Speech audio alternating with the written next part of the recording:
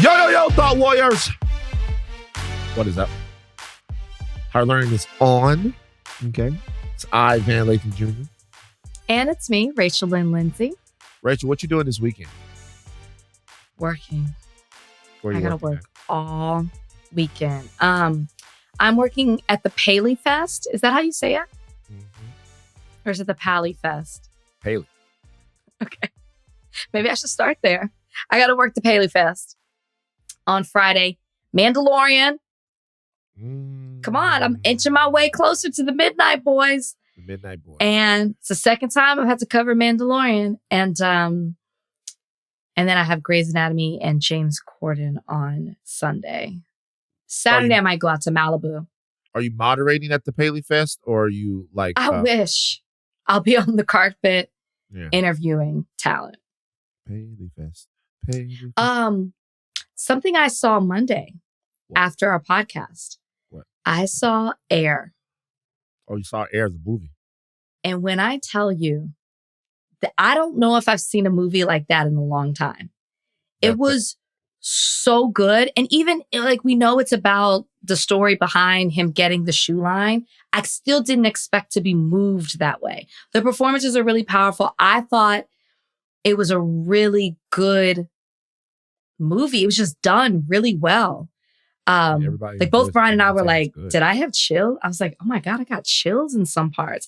And all of it, and this isn't a spoiler, is doing it without you ever seeing Michael Jordan's face. Yeah, so you think, he's not in it. Yeah. Yeah, you would think, oh, but it was really good. I didn't want to see his face. Yeah. Do you hear his voice?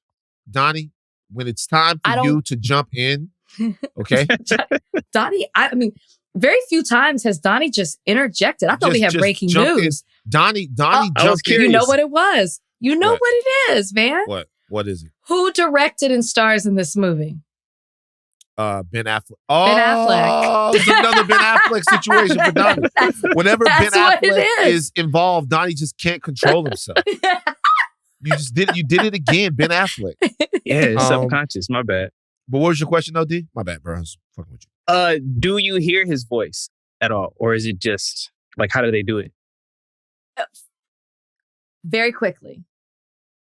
And it's like a powerful time when you do. Only once. Hear Michael Jordan's voice? Yeah. I don't know if it was him or not. It sounded just like him. But it's good. You'll like it. I'll see the movie. You know, I'll go see Air. Everything I've heard has been good. I'll check it out. I'll see it. That's where I'm at.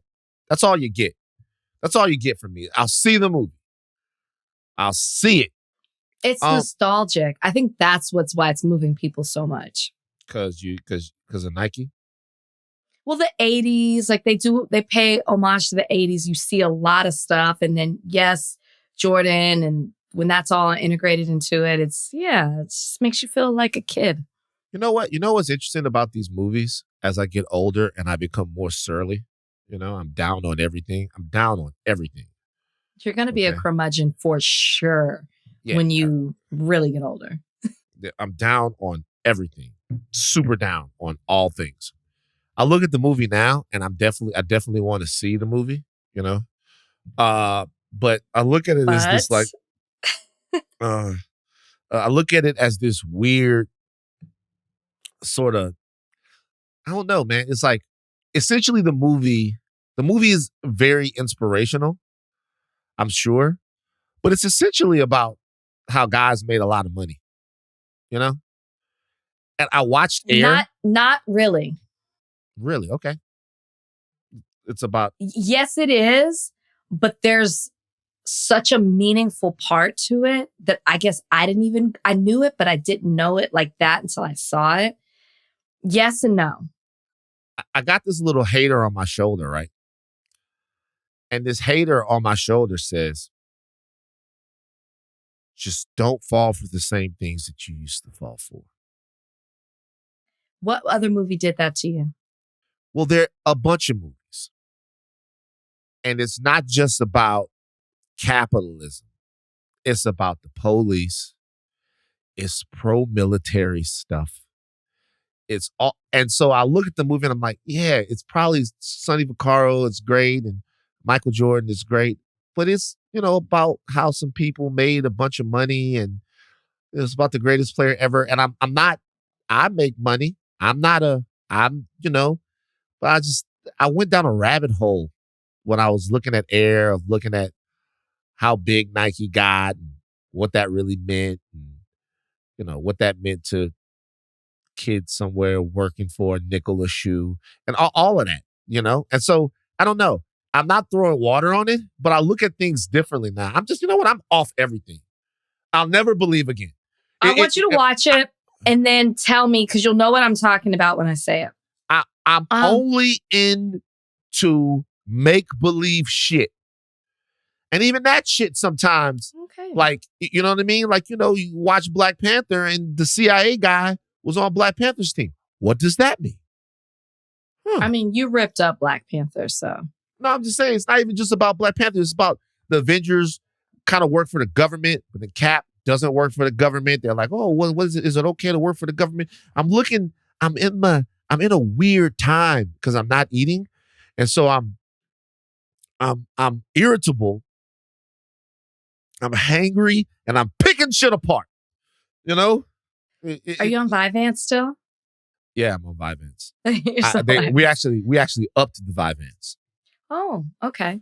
I'm glad your biggest fears have been conquered, because I know what you were scared of. Can I ask you a question? And I know y'all are going to say I'm playing myself when I say this. What is it? Does my forehead look bigger than normal today?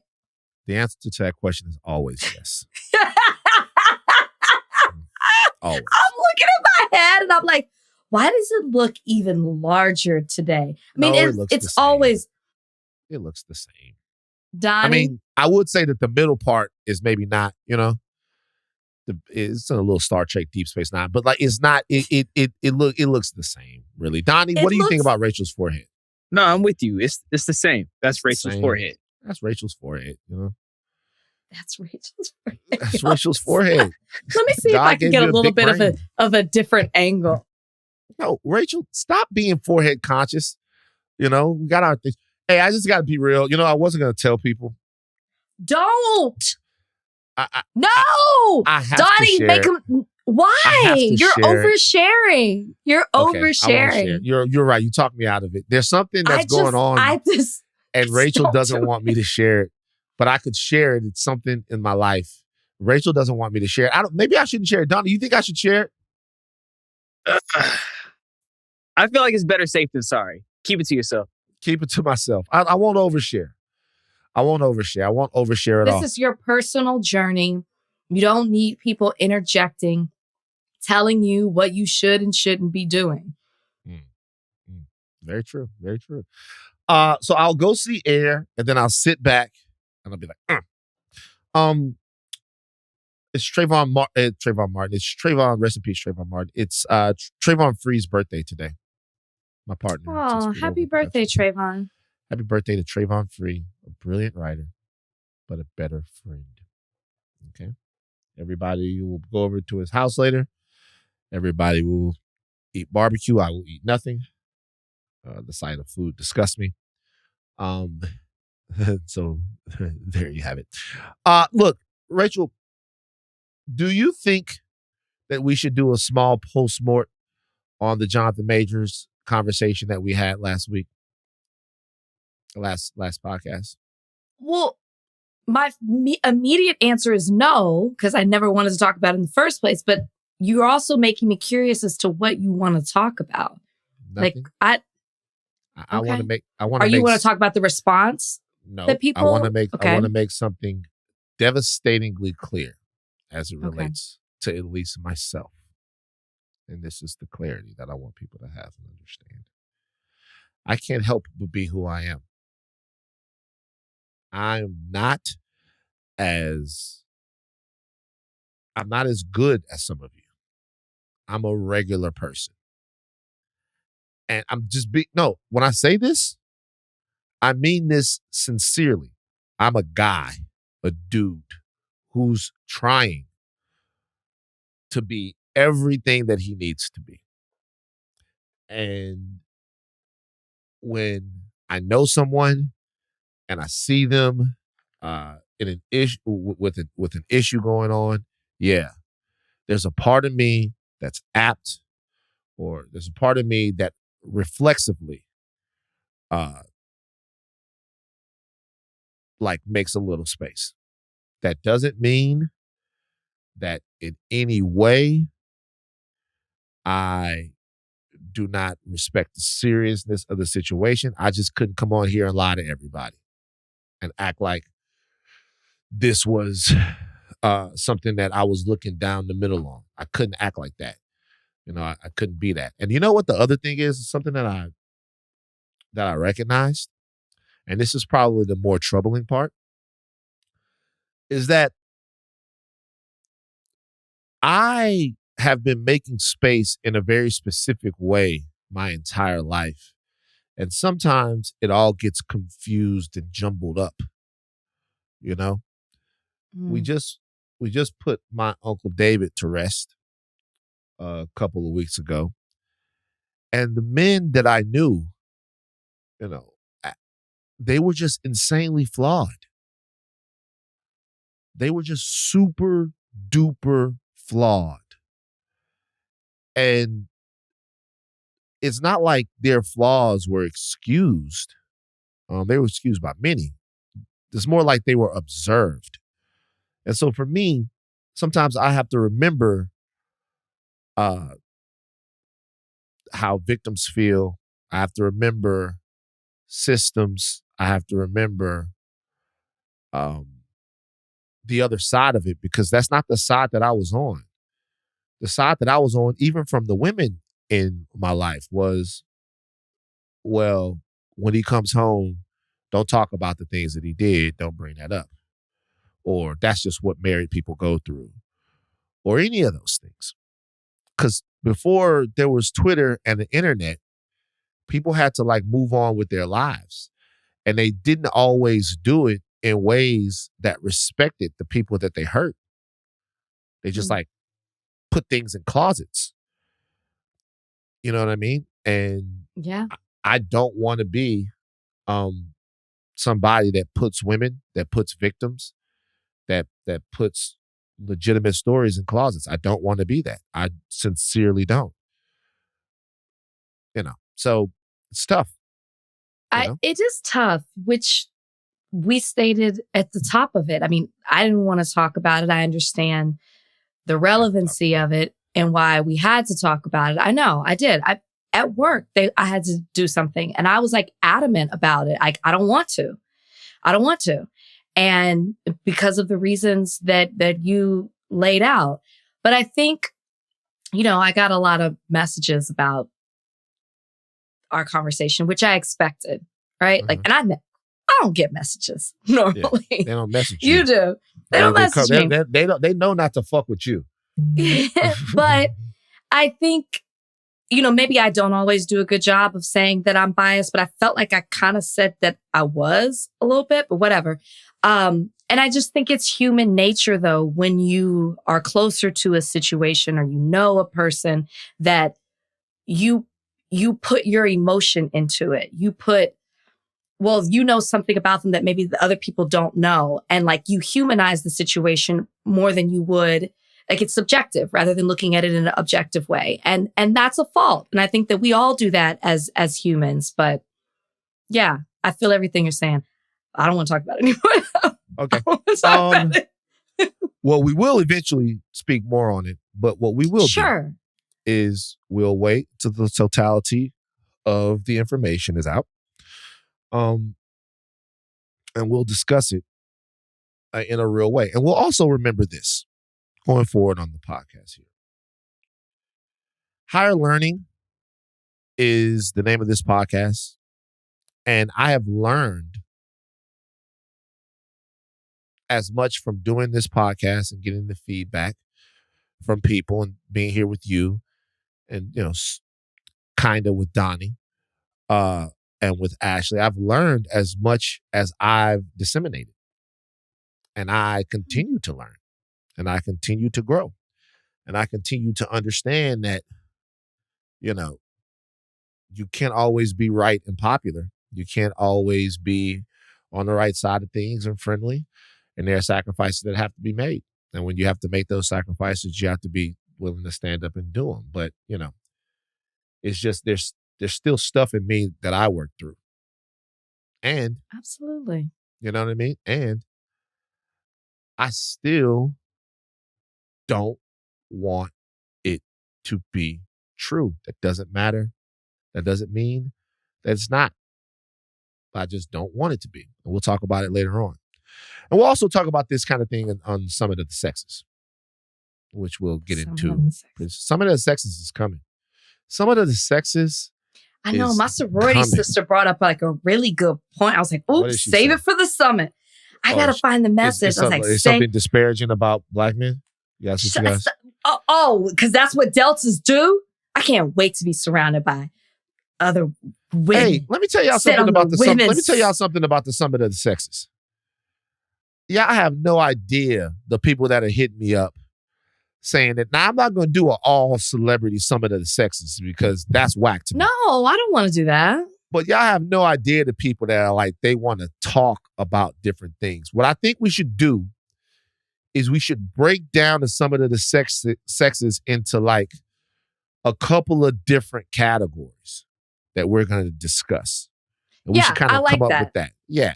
Yeah, like, yes, very, very, I like that. No, the conversation that we were having was, let me find it. It was based off of, obviously, in light of the topic that we were talking about, but just like how we talked on about, hold on, I want to get this right.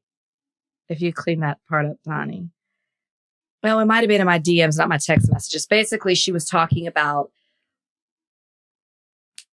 Black actors and how they don't bring their women when they're when they're not Black on the carpet, right. And how they hide them, and how it is Black, but they show Black love on screen, but then they don't mirror that in real life, and they hide them, and like you can name the list of them that never bring them to the carpet because they get a lot of backlash for it, like except for Omari.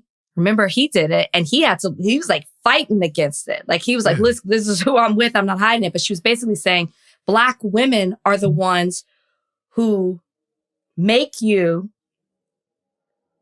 I'm going to get this right. Black women are the ones who increase your status because they're the ones supporting you. They're the ones who are rooting for you. They're the ones who are making you super popular. But then you don't show us that same love in real life. I said, the summit. The summit. Yeah, we're saving for the summit because niggas gonna have a field day with that one. Okay, like a field day. You got to think about some of these shows though. It is like Black women who get on social media and are like, "Oh, he's this, he's that, he's this. Oh, I love this. I love their love. Blah blah blah blah blah." And like they play into that.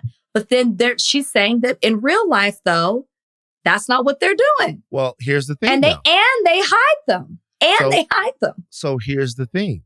My counter to that would be, to your friend, would be that they're showing deference to Black women when they don't put those women in their face.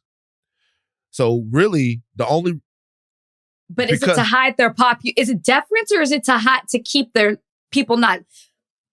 I'll use Jay for an example. The way people hopped on Jay when they found out that he was not because they were so in love with that relationship on Insecure. Yeah, but we never saw her again. It's not his job to be Lawrence from Insecure for everybody. I agree. It's not for, hold on. Vanilla Village isn't for me.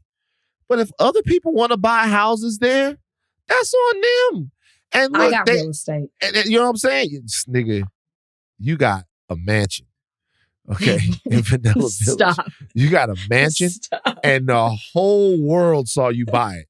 You did you did one of those joints where you bought a house in Vanilla Village, and you was on Instagram like with the we sold. We got a home. With the big key. With the big key. Everybody saw you buy. So look, my thing is, I understand. I get it. I get the point, and I understand it. But I would think that they would get props for not showing up to the red carpet with them ladies, because that's them not ending the goddamn fantasy that they all the dude from Love Jones. It hurts their image. It hurts their image. So it's not deference. It's not considerate. It's like, well, we don't want that backlash. It's the hiding, I think, that's the issue. So wait, hold on for a second. See, this is the thing. This is a no-win situation. I am reiterating what was the discussion. I know, but let's stay here for 5 seconds. 5 seconds. Because this is a truly no-win situation. Okay, so listen. I want you to think about this. Okay. So, first of all, once again, dudes fucking with white girls, it's their thing. Whatever. Some people do it. It's their thing. It's funny. Not for you. Yes. It's funny. It's funny. It's always funny. It's always funny. You know, you just got white people in your family. That's just nuts to me. It's like, I told you, being at the NBA draft, see somebody get drafted, they go up there, their mom is white, and then you see a whole bunch of white people clapping in the crowd. Yeah, this is funny. It's a funny thing. I thought he was a nigga. Anyway, but I'll say this. So the only way to win then is to not date the white girl. Because if you date the white girl, right, and you then bring her to the thing, you're getting your ass towed up. And everybody's going to be like, oh my God, I thought he was so great. You're getting your ass towed up. If you date the white girl and you don't bring her to the premiere, now you're hiding her. You're hiding her. The only reason why you're hiding her is so you don't piss black women off. But you can't not piss them off. The only way you can, and as a man, sometimes it feels like this, the only way that you can win is to do what they say. Okay, no. That's what it feels like sometimes. What she did say is your popularity, your fame is capitalizing on black love. So just go cross over and act and not in those spaces. Don't have a show that's totally dead. Like, just go see if they support you like the black women do. See if they uplift you. So then in that situation, this is how my group chats are. This is why the summit's gonna be so good. It's gonna be lit. So in that situation, they come to you and they go, "Hey, we have this great movie. You're gonna be starring opposite Issa Rae." And you go, nope, can't do it. I date a white girl in real life. Get me a role with Cameron Diaz. I'm sure it's not that black and white, but that was the point. I'm telling you, it doesn't make any sense. I'm telling you, you can only be black. Okay, last thing I'll say. Do you feel like, interesting question for you, and Donnie and Ashleigh, you guys feel free to jump in. Do you guys feel like that dating somebody outside of your race, straight up, I'm going to ask straight up, no bullshit, Donnie, Ashleigh, everybody jump in. Do you feel like dating or marrying somebody outside your race makes you any less down? Donnie? No, I can't say I believe that. Because it honestly is not that black and white, like Rachel just said, a pun intended. It like each case is its own case. Each person is his own person. Each relationship is his own relationship. So there are plenty of relationships where that is the case, but I'm not going to make that blanket statement and say that everyone is like that. No. Ashleigh? I agree with Donnie 100%. Like, it just doesn't seem that, easy for you suddenly dating someone outside your race and then suddenly you're a different person. I don't really see how that works like that. Van? I agree with Donnie and Ashleigh. I don't think it makes you any less down. It's hysterical. I think it's funny. I thought people been with white people. It's fine. It's people been with white girls. But what I'm saying is, it's funny, but I don't think it makes you any less down. So what I'm saying is, if we all agree that that's the case, and I'm pretty sure that you agree, Rachel, if we all agree that that's the case, then how does your friend's argument have any leg to stand on? Are you supposed to not, if you're down, right? If you're the same amount down that somebody who's dating a black woman is, right? Are you not supposed to portray that when you're on camera because you want to make sure that you're not being phony? How do you do it? The hiding is the bigger issue. Okay, I see. It's the hiding of it because you're aware and it seems intentional. That's why, like, I give props to what Omari's doing. Like, this is me. This is who I am. And it's because then people speculate and they wonder, are they single? Are they with someone? Like, I have a chance. Oh, like they're searching for, and it's like, no, they erase them off their social media. It's just a lot of effort to what seems like, even if they're not, it seems like you're pretending to be something that you're not for the sake of keeping a certain image. That's how it comes across when you go through that much effort. The summit. That was a preview, guys. That was a preview of the summit. But you're not going to hear my voice that much in the summit. No. The summit is going to be moderated by Rachel Lindsay and Van Lathan. And we're going to bring all of the things. I want anyone out there that has a problem that says Van Lathan, myself, hates black. Bring it. Bring all of that stuff to the summit. All right. We got Ashleigh Love on the show today. She is the CEO of Love Squad. She's a Peloton instructor and an Adidas global ambassador. She's also the host of a new Netflix series called Dance 100. Premiered on the 17th of March. And it's like choreographers going head-to-head in a high-stakes dance battle. I'm going to talk to Ashleigh Love about different dances and stuff like that we can do. All right. This is going to be later on in the show. On the other side of this break, though, the big deal of the day, which is Donald Trump has been indicted in New York. Big deal of the day. Donald Trump has been indicted. Of course, this is over the 2016 hush money payment, alleged hush money payment, to Stormy Daniels. Now, we know that the payment was made. I guess the allegation is that it came directly from Donald Trump or that it came from Michael Cohen, who then asked for reimbursement from Donald Trump. Yeah, whatever. Donald Trump has been indicted in New York over a hush money payment made to the adult film star Stormy Daniels, prior to Baton Rouge, Louisiana, during the 2016 election. Fox News has audio. Donnie, give it to me now. Here, we have just gotten word former President Donald Trump has been indicted by a grand jury in New York. Trump was under investigation by the DA's office for his alleged hush money payment to adult film star Stormy Daniels during the 2016 campaign. That's all you got, Donnie? I mean, it just happened. And to our listeners, this is happening in real time. That's the whole audio. We just the found audio this out. of Fox reporting. And the thing that makes this one different is you can hear them gasping in shock. Oh, I thought that was Van. No, that was Van. No, run it again, because I heard nothing. I was blowing my nose over there. Donnie, I want to hear it again. Here, we have just gotten word former President Donald Trump has been indicted by a grand jury in New York. Trump was under investigation by the DA's office. Okay, you vindicated. Because I was about to say that was nothing clear, but it matters now. All right, the charges laid out in the indictment remain unclear. The indictment, which is under seal, follows an investigation by Manhattan District Attorney Alvin Bragg. Of course, it centers on a $130,000 payment that Michael Cohen allegedly made to, well, not allegedly made, so whatever. He made to Stormy Daniels before the election. Trump's company labeled Cohen's reimbursement as payment of a legal expense. It said legal services did not disclose them in campaign expense reports. Rachel, it's happened. Now what do you think? I want to go back to the gasp. Mm-hmm.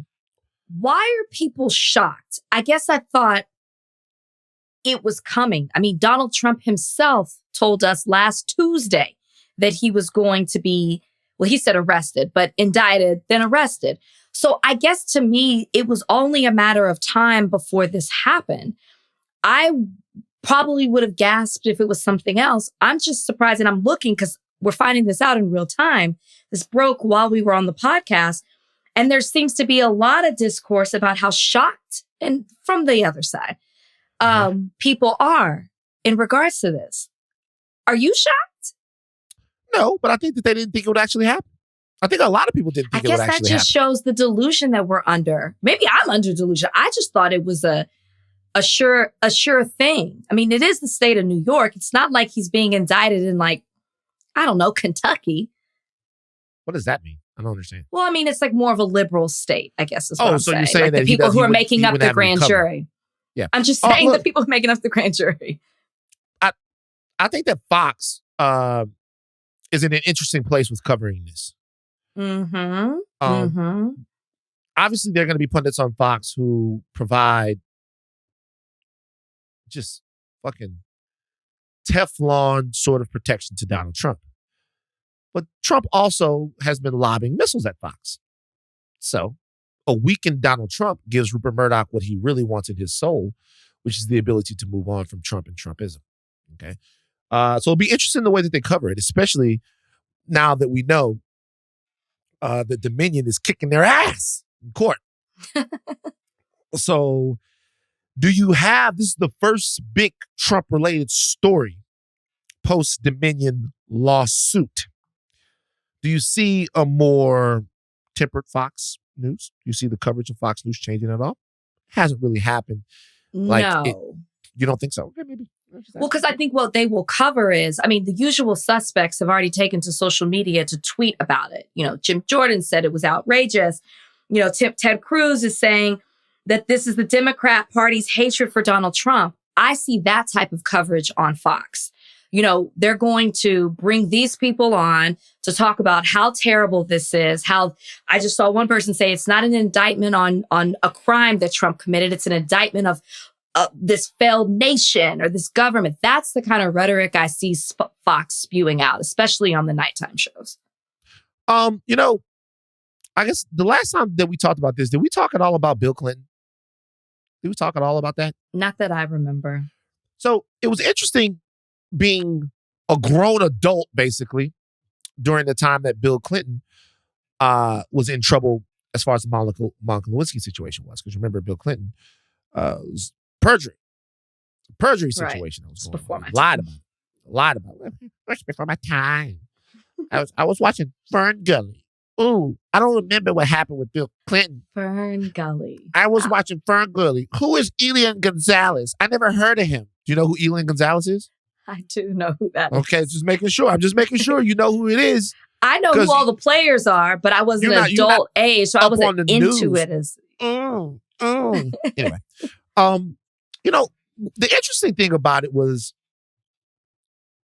when people say that this is politically motivated. We talked about it before. Of course it is. It's definitely politically motivated. They have a political rival lined up, and they're gonna shoot his fucking wings off. But who cares? They didn't care when they were on President Clinton's ass. They don't care. Who cares? Who gives a shit? Who gives a shit? Did he break the law? Yes or no? If he broke the law, throw him in fucking jail, just like my little cousin. Is it politically motivated? Is it something that they want to get Trump for something? Yeah, for sure. Did Trump actually do something? Probably. So I don't understand the big deal. Yeah, everybody, it's not a witch hunt. It's only a witch hunt if the person isn't actually a witch. I hope people understand that. I'm serious. When they say a witch hunt, like the Salem witch hunts, they were burning people who weren't actually witches. The Salem witch hunt is much like the situation that you were talking about with your friend before. Okay. Oh. It was the same thing. So let me tell you, they put you up. Black women are on a witch hunt, is what I just heard. I didn't say nothing about black women. I said, your homegirl. What's her name? Cynthia? Cynthia. I said Cynthia. Your her name's homegirl not Cynthia, but we can call her that. Yeah. They would put you up on the goddamn pyre to burn you. And if you were a witch, then you wouldn't burn. And if you weren't, I'm fucking this up. Let me just get this right. So black women want to burn black men. No, let me make my point about the witch hunt thing. Okay. The Salem witch trials. You had to confess that you were a witch. If you said you were a witch, they burned you. If you got up there and you were a witch, you wouldn't burn. Donnie, how am I fucking this up? I know this. They would burn you at the stake. Damned if you do, damned if you didn't, right? Wait. I have to get it out right because this is... Wait, hold on. Stop calling for Donnie. Donnie's not here to help you. I don't know if we should keep this or if we should redo this. Keep it. This is the way they would do the witch hunts. Okay? I'll try it again. You were suspected of being a witch. they would burn you. And if you burned, it proved you weren't a witch. If you didn't burn, it proved that you were a witch. The problem is that everybody burned. Ha ha. There you go. I got it out. Let me tell you how this relates to Trump. Okay. Like, here's the thing. The term witch hunt and hunting a witch, right? It means doing something that's unfair or unfounded for the sake of this hysteria. That's not what this is. No, it's not. He actually did shit. So it's not a witch hunt. Is it a petty hunt? Probably. Maybe. But fuck it. Put the cuffs on him. I don't give a fuck. How am I supposed to? I don't give a. Put the cuffs on him. If he did it, fuck him. I don't get whatever. Donnie, let's have a segment called "When the Vyvanse Wears Off." Because that is what happened. Mm-hmm. Yeah. Rachel, so it's here now. Do you expect any violence? In fact, serious tip. Do you expect any violence? Do you expect any sort of, I think there will be protests. I think they'll be small. I mean, they're expecting Trump to make some type of statement or a video message in response to this announcement. He hasn't done that as we do this podcast right now, as we are doing this podcast now. I think it depends on what Trump says, how much he riles people up, which we expect him to do that. Also, how much of a spectacle it will be if they arrest him the way that he wants to be. You know, he wants it. I don't know if he said it or if it's just people around him saying he wants to be arrested with the cameras. He wants the handcuffs. He wants the whole like pomp and circumstance of it all, as if it's a game to him. I would have a better answer after his message. But there will definitely be people who are protesting it. Do I expect January 6th? No.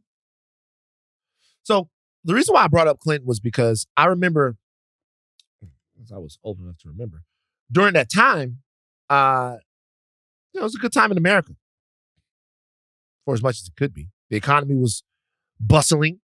If you remember, the Clinton-Gore campaign left with the Clinton-Gore administration left with a budget surplus. Things were good economically. Bill Clinton's approval rating was up in the 60s. Okay. Bill Clinton was, he was acquitted by the Senate, but his approval rating was up in the 60s. It was up in the 60s.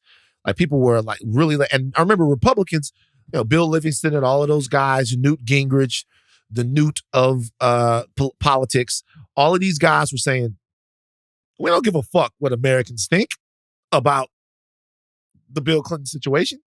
That's not how we do things in this country. I remember one guy specifically said that there's not such thing in this country where everybody votes individually on what happens in Washington. Like we don't say, are we going to prosecute Bill Clinton or impeach Bill Clinton? Do you vote yes or no? That's not how that goes. It's like we get voted and then we decide.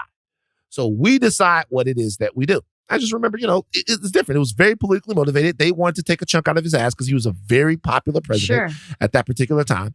And so that's what happened. And they were all about it because they were saying, I just remember they were going, hey, you know what? The only thing that matters is whether or not Clinton lied. It doesn't matter how much Americans love him.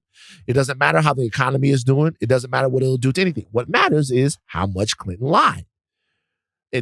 Whether or not he lied or not. That's what matters. So in this situation, look, are there all kinds of other political things that probably go on with this case? Probably so. Yeah. Yes, it's politically motivated. We'll see. I mean, we'll keep updating. Well, I don't know if we'll update, but we'll talk about it as things come out. Good. Oh, I was just going to say, do you think that this brings down Trump's stock or do you think it helps him? And do you think this benefits DeSantis in any way? Here's the deal. I don't think anything benefits or hurts him. Yeah. I really don't believe in that. I think that there was a voter in 2016 that was that there was enough sort of when people talk about the Trump voter that won him the election in 2016, I do think that there was a suburban white voter who was willing to put Trump's antics and his rhetoric aside because they thought that there might be some sort of economic change or that it would benefit them in some way. Okay? Mm-hmm. And they voted for Trump. I think now, in order to sort of be a Trump supporter now, or to be someone who wants to be in the cult of Donald Trump now, you pretty much have to be a diehard. And that diehard number is a lot more people than we think that it is. But I don't know if anybody is being swayed by the fact that they arrested him. I don't think that's going to make somebody that had a problem with the way Trump handled COVID, or had a problem with hate crimes spiking, or had a problem with Chinese tariffs that ended up affecting industry in the rest. I don't think anybody who had a problem with that is going to say, okay, well, I went for Biden the last time, I'm going back for Trump now because they indicted him. Not that it would mean people go to Biden, but does it mean that DeSantis becomes the front runner? Is more, I guess, my question. Is that I guess I'm talking within the party. What does this do? Do people take the support away and back somebody else, which would be DeSantis? The way I look at that is the mechanism of the primary itself is the thing that's going to help Donald Trump the most. There are numerous people that are running for president right now from the GOP ticket that are essentially running for vice president, that they don't really have a chance to win. But it's the type of person that might get kind of absorbed into somebody else's ticket. And, there's some usual suspects there. The issue is the more people that are in the race, the more Donald Trump's diehards, the more that percentage is emboldened. The more, like, if you have 5, 10 people in the race, he's always going to have the people that he's going to have. Mm-hmm. So that percentage just becomes stronger as the more people stay in. So I don't know if DeSantis or anybody else will be able to overcome that if Trump stays, super duper popular. He can still run by being since he's been indicted, so he can still run. That's not going to change anything. The last thing I'll say about the whole thing is that,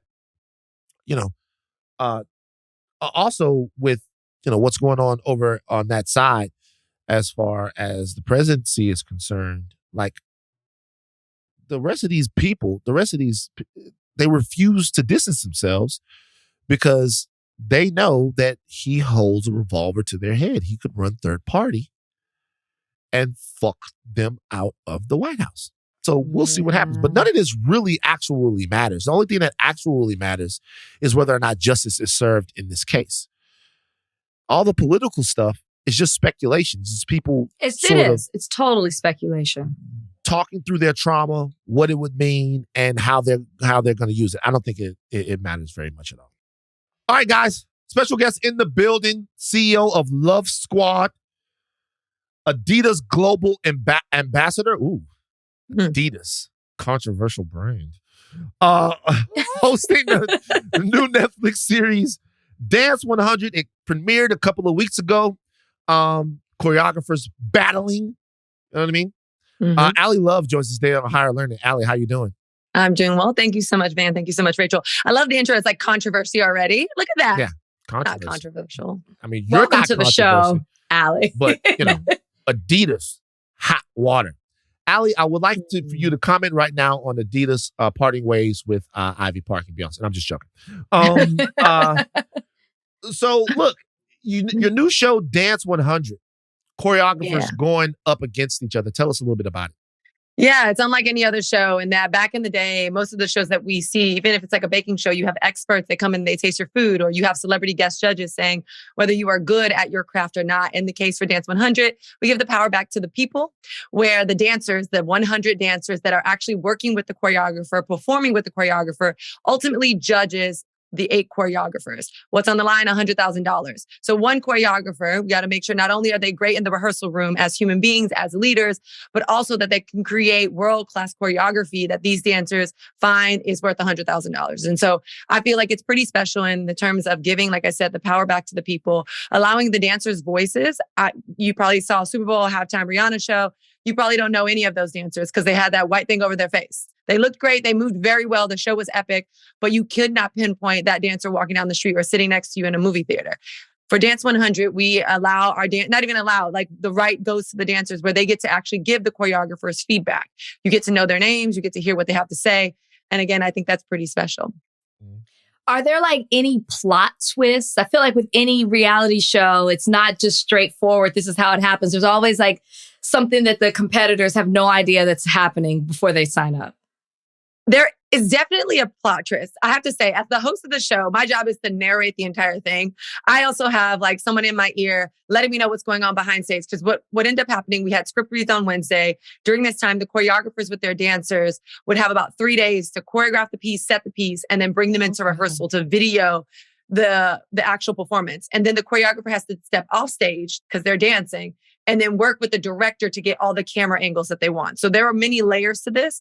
And as the narrator, I don't always have insight or purview into everything that's happening in the rehearsals or off stage. So there were some shocking moments for myself in real time that you see actually on the show when it comes to some of the feedback the dancers had. It was, I would say for most of it, it was spot on. It was their authentic opinion. Some folks may call it a little shady or tough, but it was feedback. It was feedback from an expert to the way they voted. They voted in real time in terms of dancing with one of them. And then, and I would interview, how was it to let's say Van, how was it to dance with Van? And Van was amazing. Oh my gosh. And then all of a sudden when voting time comes, Van's like, just kidding. That person is now voting for someone else. Yeah. What's your background with dance? You love dance? You love to watch people dance around and whatever? Tell me. I don't love to watch people dancing around. I love dancing. No, I enjoy the craft. I grew up dancing. I got hit by a car when I was 9 years old. My way back into the world was through dance. The following year after recovery, my mom put me in like a cultural arts center and they had dance and I fell in love. I started coming to New York in high school every summer during my summer years of high school to dance with Dance State of Harlem. I went to and graduated from Fordham University and the Alvin Ailey program. I got a bachelor's in fine arts there. Dance introduced me to New York. It brought me to New York. I started modeling. I danced with Beyonce. I danced with Pitbull. I got to dance with a lot of artists and gig while I was here. And then eventually became a host and started doing all the many things that I do, from Peloton instructor, host of a Netflix show, and CEO and founder of Love Squad. Let Mr. them know. 305. Let Pitbull. them know. Mr. 305. I want something that you said. You talked about the accident that you had when you were 9 years old. And I read that they told you that you would never walk again. And then here you are dancing, Peloton. I'm a Pelotoner. Yay. Van? No. Okay. No. I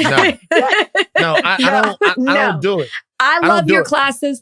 They're super inspirational. And I think I feel like, how did you turn that in? Because I can't even imagine, being 9 years old and being told, oh, I'm never going to walk again, and still being able to will yourself at 9 years old to dance and then compete in the way that you have and to have all this success. A lot of times people see the finished product, but not the journey through it. Can you talk, and like, I know you talk about this when on your Peloton rides and stuff, but can you talk about a little bit of how you got there and, what encouraged you and, how you overcame that? Yeah. So the accident actually happened every Saturday, probably to this day. To this day, my family gets together. My mom is one of 10 kids. So we have a lot of cousins, a lot of cousins. And it was a typical Saturday where we are all in my aunt's backyard. They're playing cards, playing dominoes, cooking. Somebody probably went fishing. So we're probably like gutting and scaling fish. And then the little kids hear that magical sound of the ice cream truck. So I went to the ice cream truck, came back to the house. My older cousin was like, can you get me an ice cream? She gave me her $1, which, man, ice cream was cheap back in the day. Went back, got her ice cream, little 9-year-old Allie. It's the truck is right across the street from my aunt's house. So you look both ways, cross the street. And it was the timing of it all where the car was parked behind the ice cream truck. As soon as I walked out, the car came full speed, coming from behind the ice cream truck, hit me. I flew up in the air, landed on the car, broke my left femur, shattered my teeth, scarred up my entire body, was in the hospital for 7 days. And it wasn't getting, the issue was, mostly older folks break their hips. So the turnaround time for folks to get hip surgery when you're an adult is pretty quick because they have the tools for it, but not for a kid. So it took about 4 to 5 days for them to actually make the equipment, ship it to the US, and then for me to go in surgery. So I was in traction. I was losing a lot of blood. And it was that kind of trauma of being such a small being, the trauma on that small body that was more of like, your daughter's probably going to have issues like walking. Like she's going to have arthritis by middle school. Like in 2 years, she's going to have arthritis. She's going to know like she can predict the weather was like kind of how they, made a joke of like your daughter will be able to predict the weather. Don't get your hopes up. She probably won't be, we have field day in Miami. She probably won't be participating in field day. She probably have a little issues walking. Sometimes it'll be a little challenging. And so it was a lot of curiosity on what my body could do at a young age. And I went home and they moved like the hospital bed into our living room and all that stuff.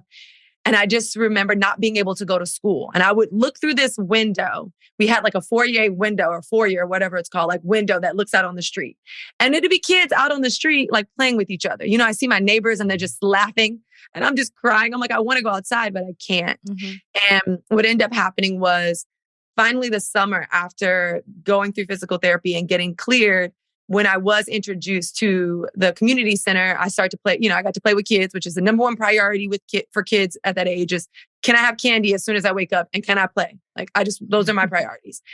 So it was one of those things where I went into the community center and it was truly a dance teacher that I had at the time. At the end of the summer, we did a little play. I know I wasn't good at all, but she was like, she told my mom at the end of the little play that we did and that I danced in, and she's like, your daughter loves dance and she has a talent. You should explore that.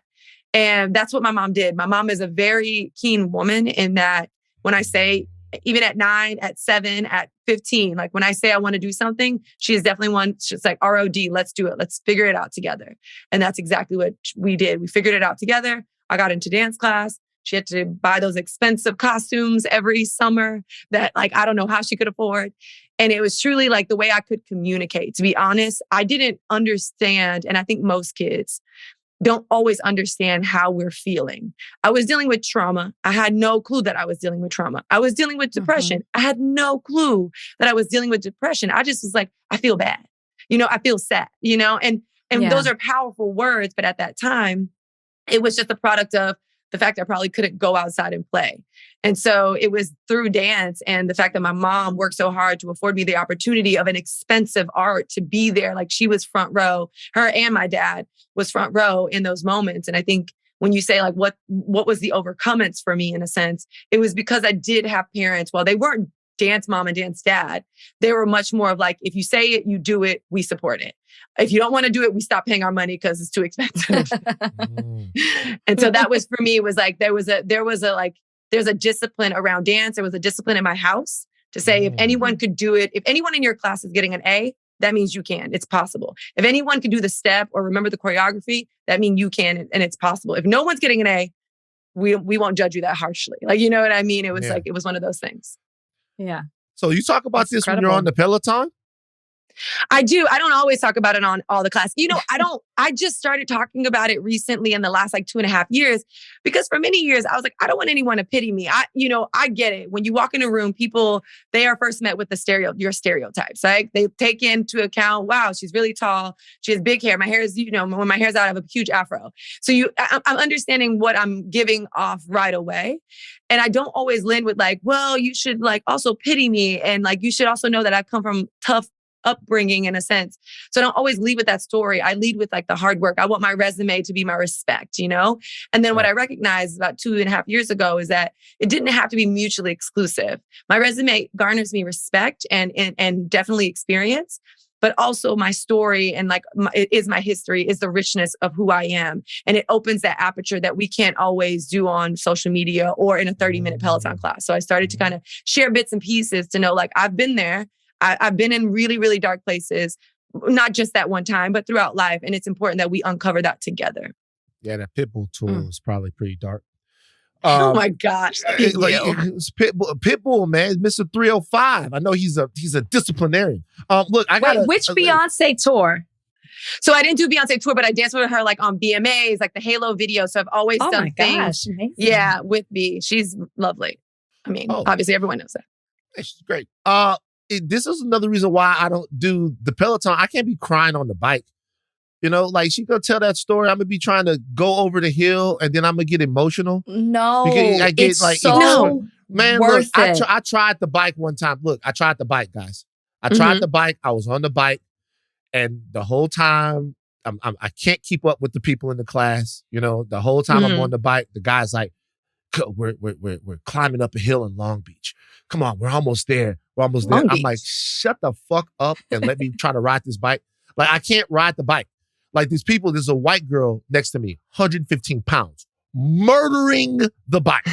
You know what I mean? The cycle stuff is for me. I'm too big. I have a question for you, though, based upon dance. I assume you like dancers and to watch people dance. We talked about it. So, look, I'm going to give you 5 dancers, and I want you to rank them from 5 to 1. Okay? Wow, that's rough. Yeah, it's tough. Okay. It's tough. Okay. Am I going to know who they are? Yes. Okay. All right. Sounds good. I'm going to do very famous dancers Yeah. here, Allie. Yeah. Okay. So, by the way, I'm just saying, these are the names that I came up with. So, I am supplying Allie with these names. So, any criticism comes to me, not to Allie. Okay. These are the dancers. Ciara, Usher, Chris Brown, Michael Jackson, and Janet Jackson. Rate them from 5. Okay, I'm writing them down, and I want to say caveat to, I don't want to, let's not skip over your Peloton kind of run on just now. One, Peloton is absolutely incredible, and I will tell you right now, whether it's your workout, whether it's a food, you should give something a second try. You shouldn't judge something on the first try. You should give it 3 tries to know if you like it, because really you don't know what you like until you actually get into the meat of it, right? Now, you can't judge a restaurant know how many times because I you went can't to the judge bike? a rest. You don't know how many times I went to the bike. You didn't do Peloton. I didn't do You Peloton. said I I've went done once. It's different. No, I did. When I said once, I meant I was in a bike class. So you gonna judge every restaurant on Checkers. Checkers is good, nothing wrong with it, but you're gonna judge I ain't going to that one because it's gonna be like Checkers. You can't do that. Look at that. And can I just say, I never liked to spin until I did Peloton. I got my bike right at the start of COVID, like the pandemic, and I would run with the group. We had a hashtag. We named our team. I didn't go in the class with other people. I never did it live.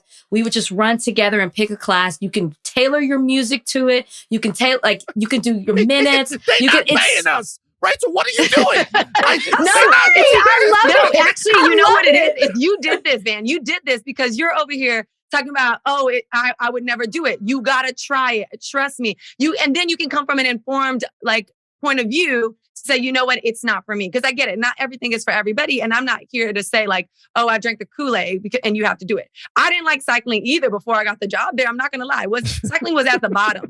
I'm not trying to go. I agree with you. I ain't trying to go in no cycle class and hear anybody talk about Long Beach. I love it, but I ain't trying to hear about it too.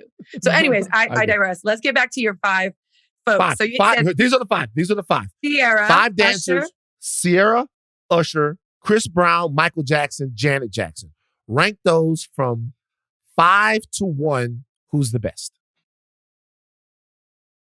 This is rude. And so all of this can be controversial and rude. I'm going to have a point of view.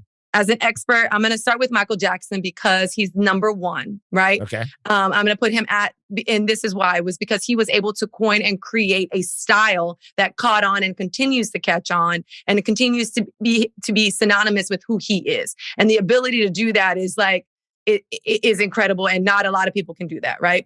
Dance like Michael, which Chris Brown and Usher, Ciara, and Janet all stem from.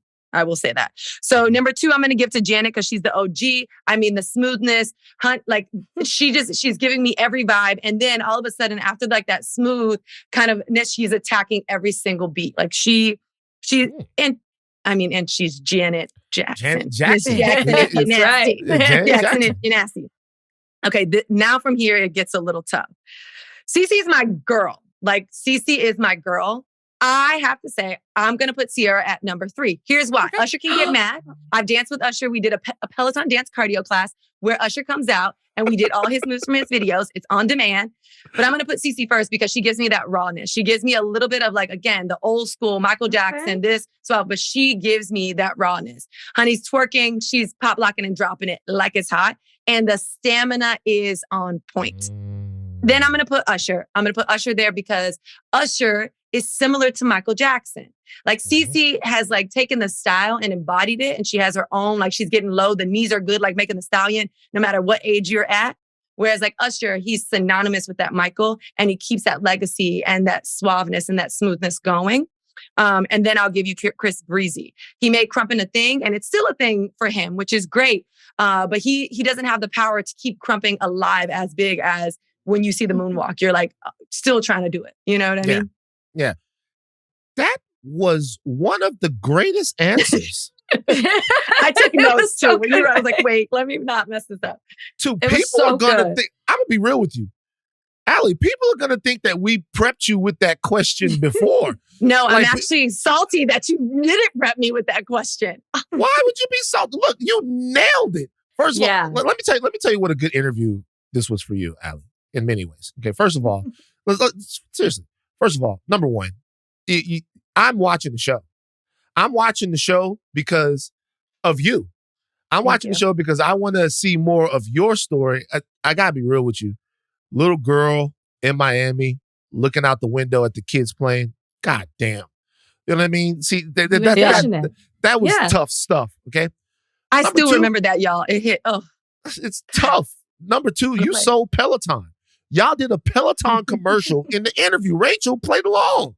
Okay, sold Peloton. I love it. And then number three, you just nailed that question. Nobody can be mad about that. I'd have had a different order. Nobody can be mad at it.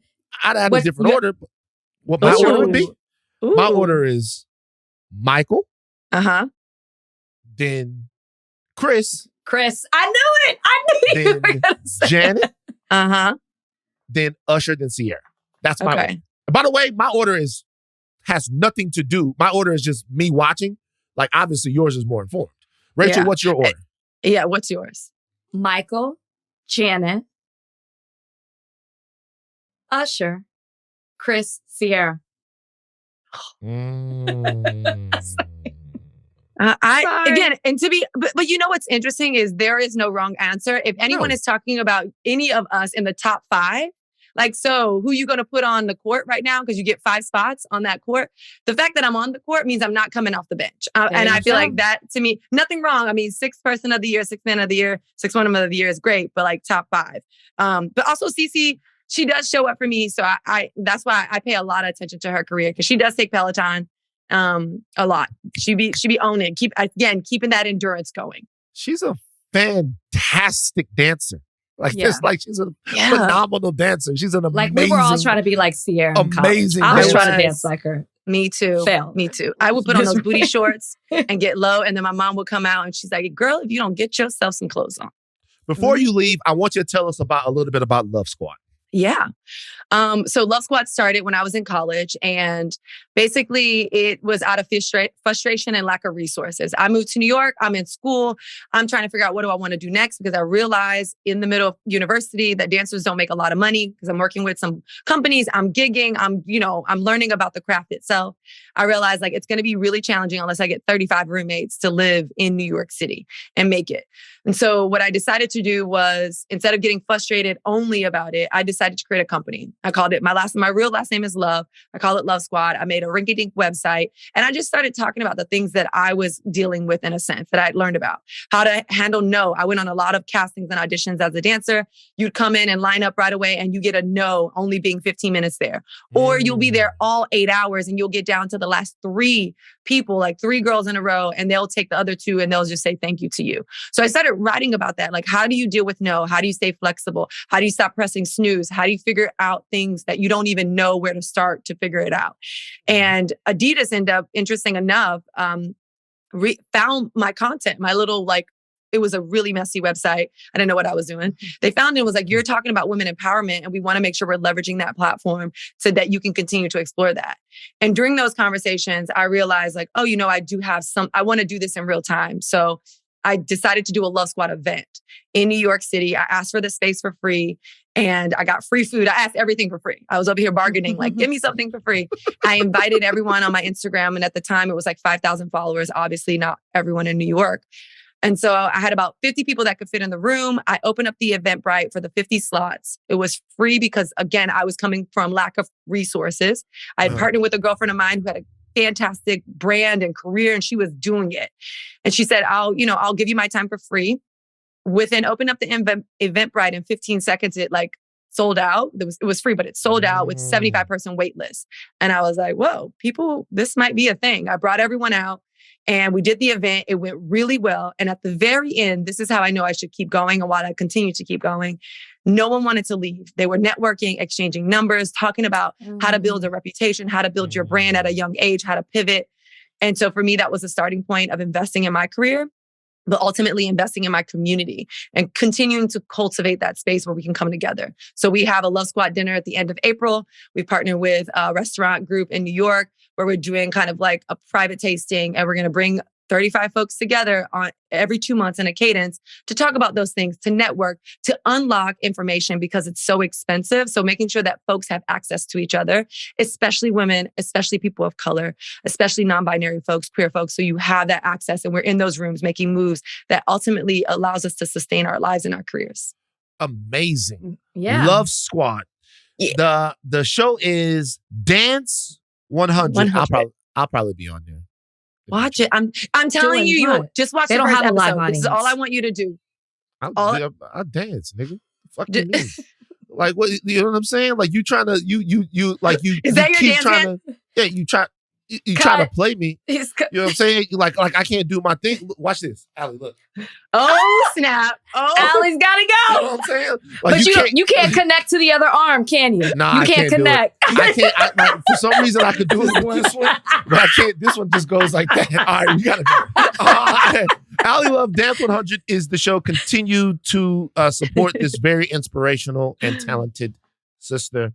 CEO of Love Squad, Peloton, instructor, Adidas Global Ambassador. A lot of stuff going on. Thank you for joining us today on Higher Learning.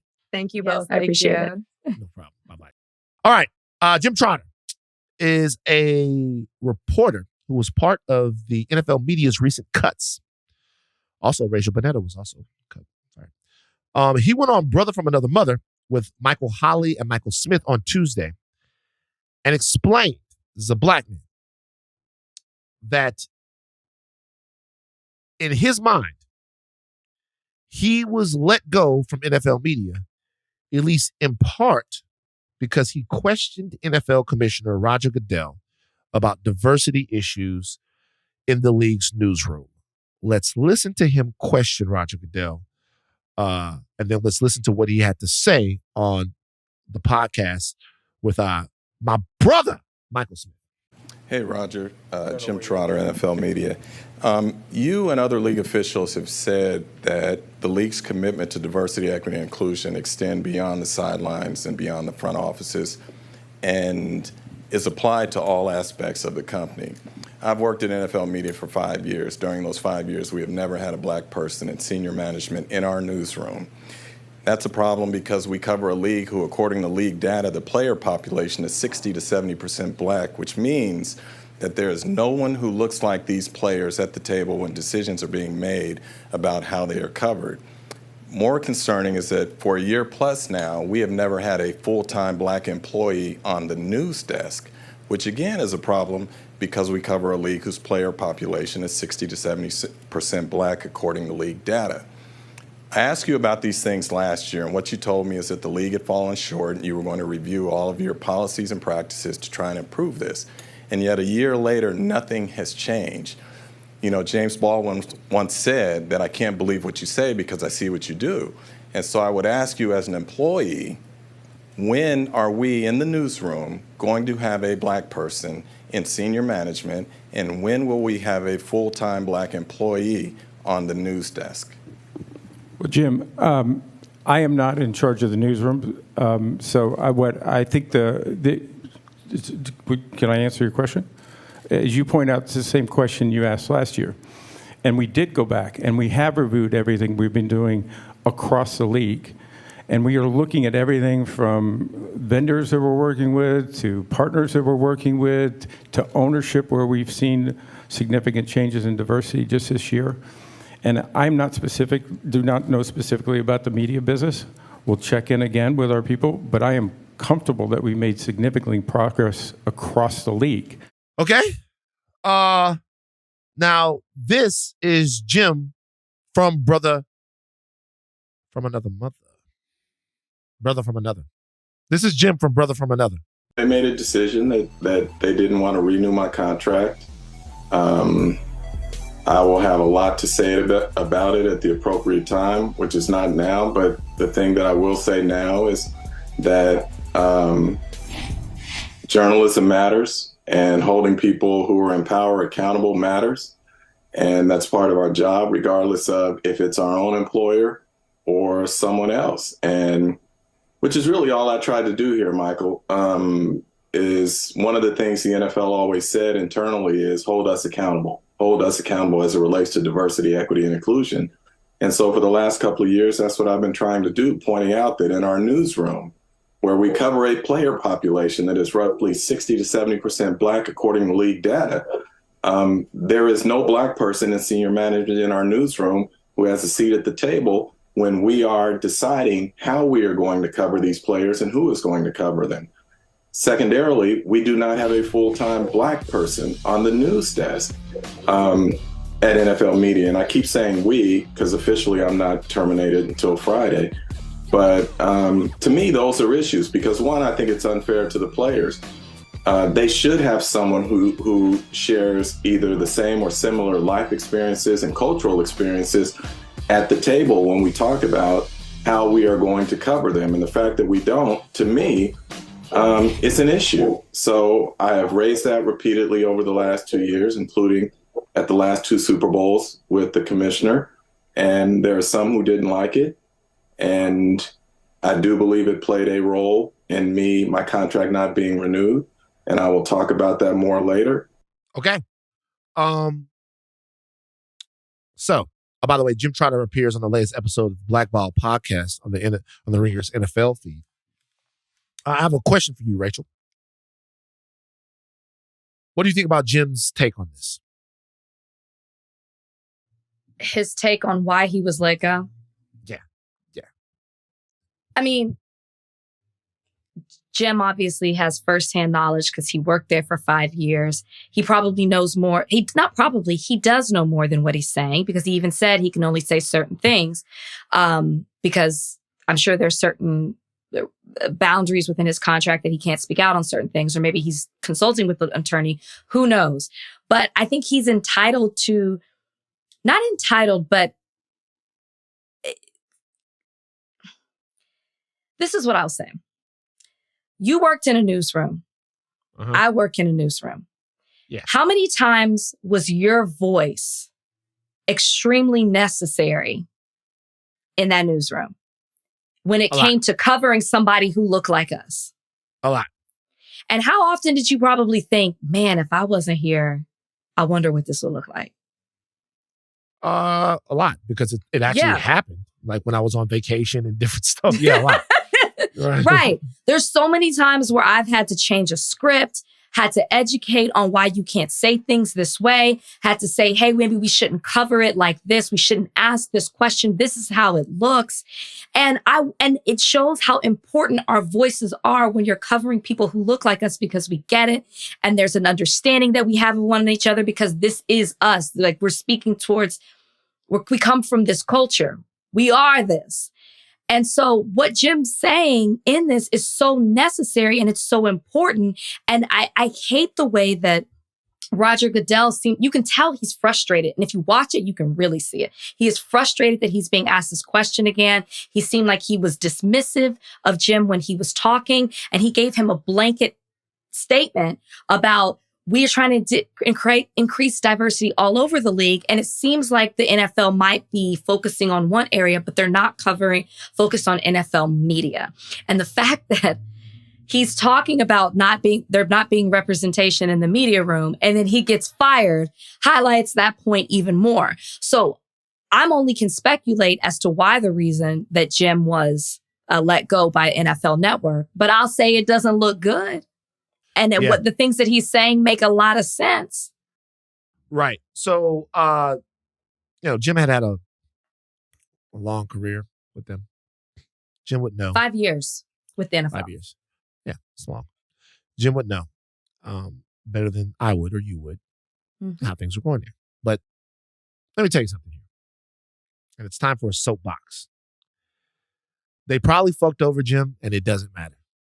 It doesn't. The league has showed us that they're racist, and niggas don't care. Let's just be real. Niggas don't care. The league is fucking Jim. The league fuck Eric Reed. The league fuck Cap. The league is fucking Lamar Jackson. Nobody gives a shit. Like, nobody cares. Like, Jim was right there doing exactly what we want people to do. He's what we tell people that they should do. What we say that they should do. He was right there doing it. And the NFL isn't going to address it. They don't have to address it. They don't have to address it. There was a chance to make the NFL, I sound like a broken record. There was a chance to make the NFL reconcile its culture, a big, shiny chance with a Super Bowl quarterback to make the league reconcile its culture. And what we said was the game is on. Don't talk to me about that. The game is on. I'm telling you like this. This is what I'll say. I'm off the NFL. I'm off. I will ask for a Madden exception. Okay? I will play the game because it helps me with my anxiety. I will play the video game. Between what's happening right now with Lamar Jackson, which we haven't really even talked about it. We'll get into it right now. They are so aggressively colluding against Lamar Jackson. It is so clear that the owners are a cartel, right? That are aggressively colluding against him. They colluded against Cap. The fact that the league documented proof that they questioned the mental aptitude of its black players, the treatment of Eric Bieniemy, all of these things together. There's a race problem in the NFL. There's a gigantic race problem in the NFL, and it's glaring, right? We haven't talked Brian Flores. Like, there's a race problem in the league. It's a current lawsuit going on right now. They just came out with a report, right? They hired a company, came out with a report to address issues in the NFL, to do all this research to determine what's going on. I guess it was a diversity thing. And the whole report is criticizing them. The whole report, statistics, graphics, everything, basically telling the NFL they're racist. Literally saying, this guy was hired for this team and you replaced him with a white person. This guy was hired, you replaced him with a white person. It's glaring, and that only focuses on the coaching, not all the other issues, which is something that Jim Trotter was trying to bring to the table. But the NFL has responded, Van. And I mean, not directly, but this is an indirect way, and this is typical of how the NFL does things. So a couple of days after they let go of Jim Trotter and two other people from NFL Network, was not just Jim, and the other people weren't black, I'll say that, before anybody says anything. The NFL put out a statement. They put out a press release to applaud themselves for taking another step at the owners' meeting. The owners' meeting, they made a step to increase diversity throughout the league. They'll continue, diversity throughout the league. Each team is now required to have a person in charge of diversity, equity, and inclusion. Currently, only 15 clubs have this on their team, but now all of them will have it. And they put that out as a response to show, Van, that they are making progress. They can't be racist because they have DEI offices now in each club. Hey, I'm never going to shit on a little DEI, but let me tell you, let me be real with you. Jim Trotter, in his conversation with Roger Goodell, he's questioning Roger Goodell. He told Roger Goodell what you need. Exactly. He told him. Twice. He told Roger Goodell what you need. He told him. Like, it's not fucking calculus. You need people, decision makers, in upper level senior management positions all over the league. And that reflects the workforce of the league. You know, I'm not saying it has to be 60, 70%. What I'm telling you is nothing will change until that happens.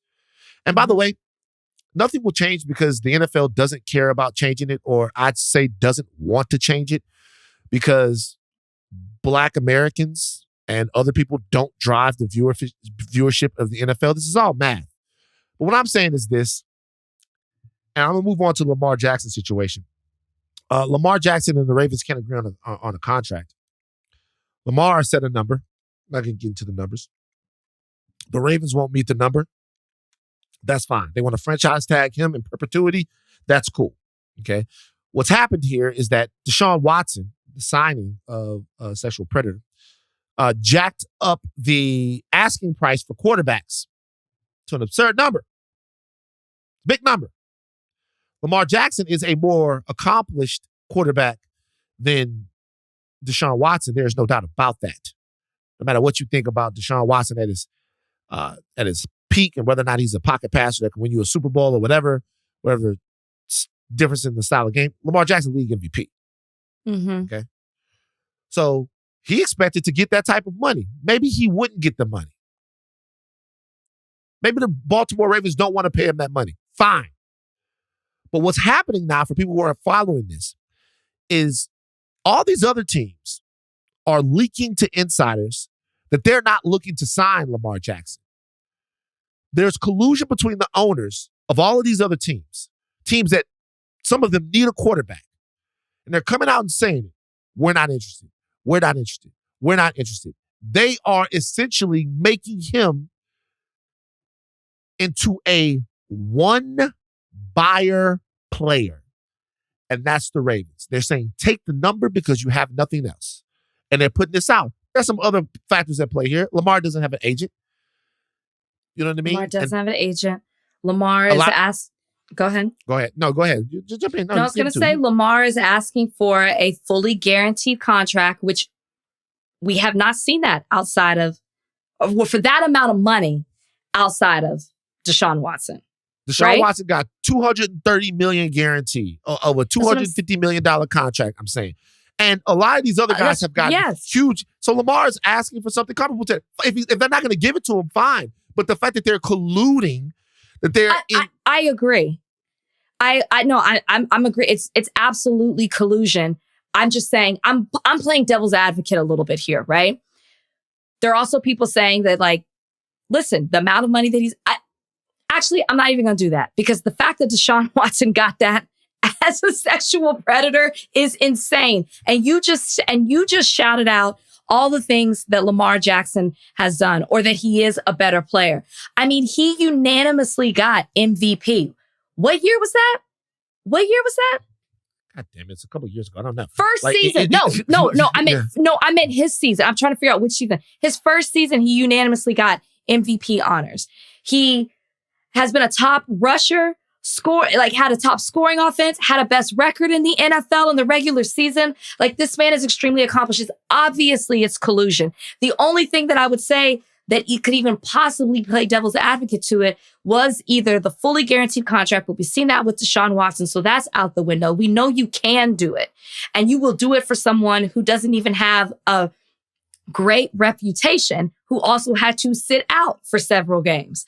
And the other thing is, the only way I could play devil's advocate is that the Ravens are working it out, and they will eventually come to terms and sign him for a significant amount and fully guaranteed, or fully guaranteed and a lesser amount.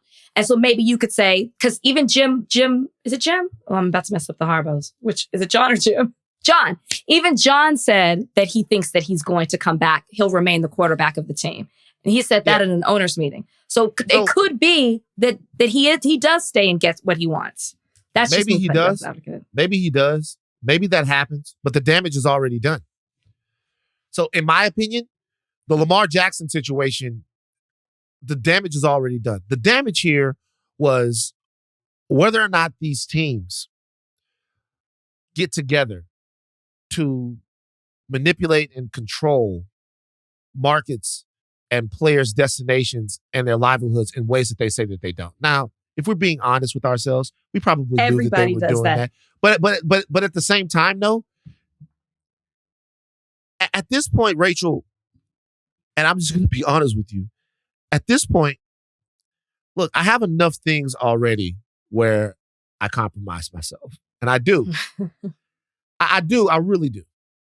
I'm all in on LSU football and Brian Kelly. And it's not like that's pure. That stuff is pure. I'm from a racist state. I grew up in a racist city. There's enough racism that I have to deal with, right? Both overt and very subtle, to where I don't have to do it all day long, Sunday, Thursday, and Monday. And I just can't, I'm not going to do it anymore. Okay. It's been building up. I watched the Lamar thing. We haven't even really talked about it. I'm like, this is too fucking much. I'm not going to deal with it. I'm not trying to be a martyr. I'm just sharing with the people. We won't share my other secret. That's fine. But this right here, it's just too much bullshit happening. This guy right here, this shows you they don't even give a fuck. They playing in your face. This man asked him the same question 2 years and said, I asked you last year. And he said, no, we're working on it. We're forming a committee. We're hiring. Fix it. No, what he said is diversity across keywords, diversity across the league, meaning I'm not specifically going to address your issue. And the other statement that they put out somewhere else is touting their numbers about hiring people of color. That's not what Jim said. He said people that look like 60 to 70% of the people that play in this league. That's Black. They're talking in code. You're right. I'm not where you are, but I understand the sentiment. Yeah, I'm a hypocrite. I'm still a hypocrite right now. It's fine. I'm no judging. Judge. I'm not on a Reddit. I'm judge. All right. Rachel, we got to go pretty soon, but I got a couple other topics. Yeah, we got to go because I gotta get to something. And nobody. No. Well, we were supposed to start early. Okay. Okay. We got 40 minutes later. Okay. So, Rachel's choice. One more topic than mailbag. Reparations. Oh shoot. No that jumper. Sounds like a long topic. Should we hold one of these? Maybe we could. I say reparations because I could get into a whole nother thing, and maybe we bring somebody on to talk about that too. So you say you. So what do you want to do? So these reparations. I'm not sorry. I'm not even looking at it. So reparations for Black California residents could reach $800 billion. The No Jumper podcast is mainstreaming neo-Nazis and hate figures to its millions of audience. We're going to eventually have to cover that. We have arrests over spying. We have Suge Knight. Oh, real quick, Larsa Pippen. Actually, no, we're not doing that. That's stupid. Let's talk about this real quick. Immortality to be attainable by 2030, says a Google scientist. Futurist Ray Kurzweil has predicted that humans will achieve immortality in just 7 years. He's a 75-year-old computer scientist and former Google engineer.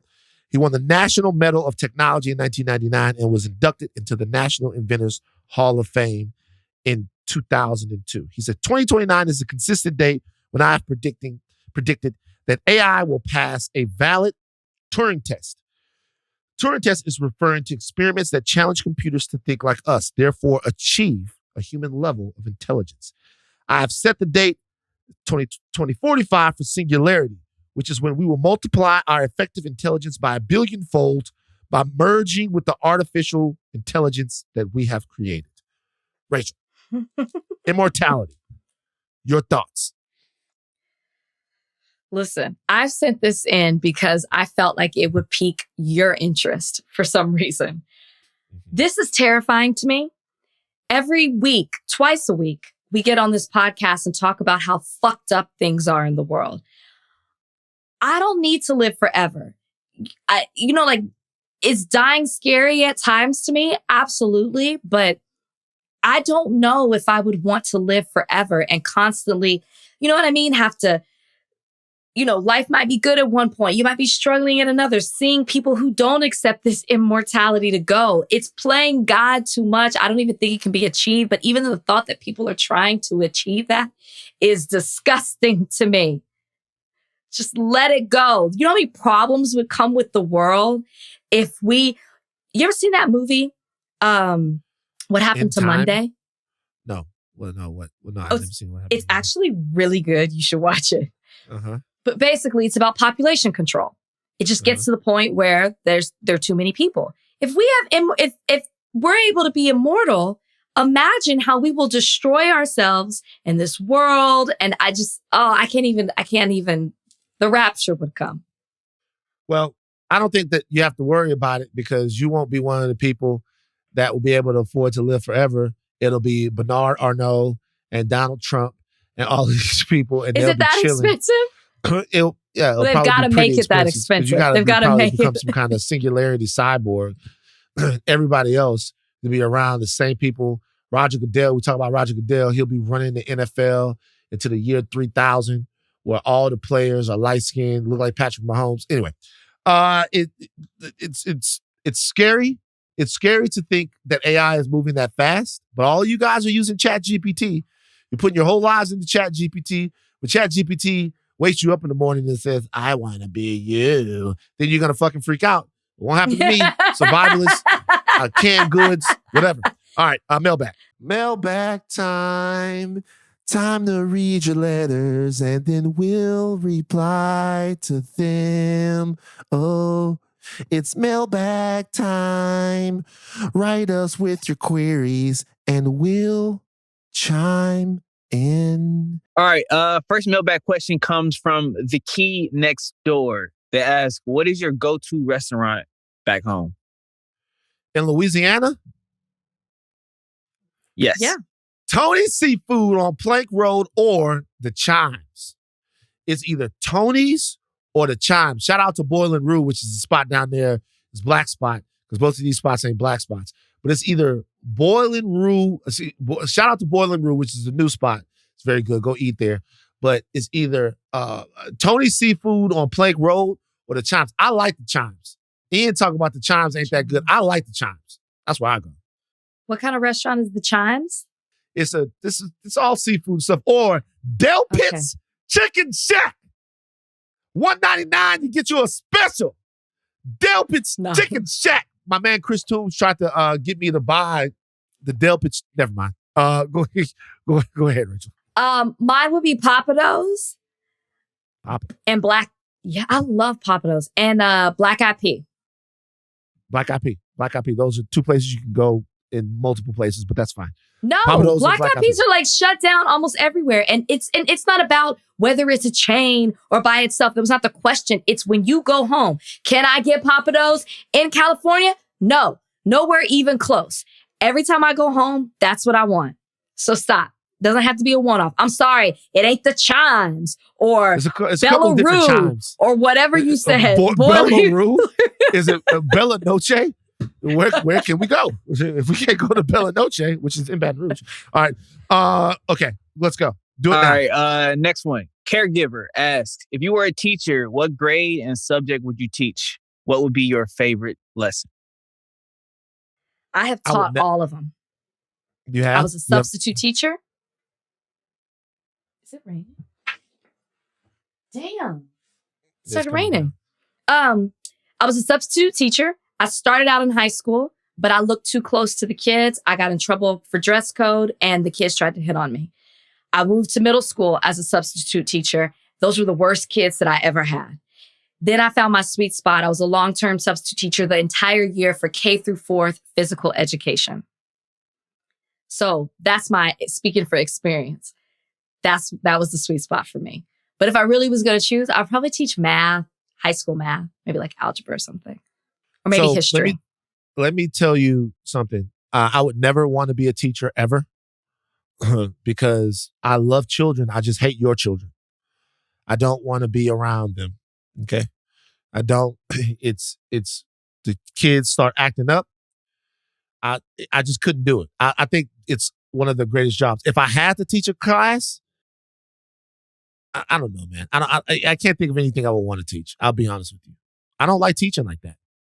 You know, I'm so passionate about it. Like I always say that at the end of the day, when I was a lawyer, I was like, when I retire, I'll probably go back and teach. I almost didn't go to law school because I wanted to be a teacher. Wow. That's how much my kids moved me. I wrote my whole essay about my kids. I'm not writing about them. Rachel loves the kids. Yeah, she does. All right, moving on. All right. Next one. Joylyn Cooper asked, name one of the many things that let you know your partner is right for you. Oh, because he lets me do whatever the fuck I want to do. That's good. I'm just kidding. No, it's because I'm kidding. Serious answer. Prior to Brian, I always felt like people tried to dim my light And I would have family members and friends say that to me. And Brian is so supportive that and just proud. And we do that for each other, that's how I know. And I never had that before. That's the serious answer. I think it's that I don't get to do whatever I want. That I am controlled and given guardrails. And some would say, curated in a specific way. I think structure and those things where I can be all over the place. And sometimes somebody just gently drags me back into the same world that I need to live in. I think that's kind of the thing. All right. Unexpected ally of the week. You got one? No. Do you have one? Let's just, I'd have to dig. There were some things that I looked up, but no. Wait, here's one. The Biden administration is offering relief to incarcerated student borrowers. You Great. like that? Sure. Do you feel like the Biden administration can be unexpected ally of the week? Aren't they an expected ally? So white. Unexpected ally of the week is just white. I don't know. Listen, at least I came prepared with one. Can I be honest with you guys? No more unexpected ally of the week. No, stop. We gotta have, we'll workshop it. I don't like you coming to this decision. When the vibe is off. How about this? I will never do it again. I think it's played. We tried it. It doesn't work. It's like, I feel like also we can't always find one. I actually really search. I think unexpected ally of the week is like, it's like 10% some white man's nigga shit anyway. Stop. Why are we trying? Okay. We're unhinged right now. I say let the same way people submit Mailbag, why don't you submit an unexpected ally of the week? And we'll try to It's like, just do it. Let's big up a white person every week. Like for what? You know what I mean? It's like, okay, it's he is really on one from starting with the conspiracy theories. That's how you started off the podcast. Couldn't see the good in air, tearing it down. Full circle moment for Van. Let's go. Big Rachel's got to go. I got to go be an ally. Off, but do not stop learning. I am militant Van X. And I'm Rachel Lindsay. Stop. Bye. You actually look insane. He about to go to sleep, crash. Right?